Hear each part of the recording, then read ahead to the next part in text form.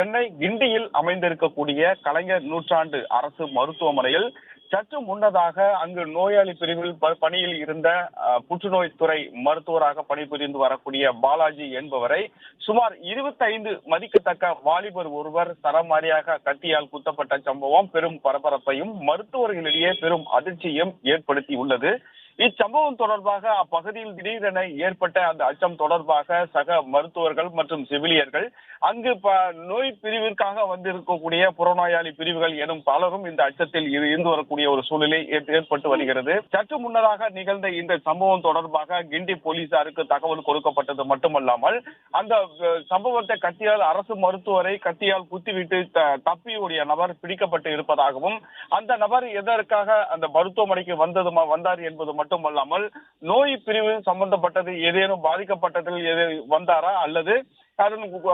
மருத்துவரால்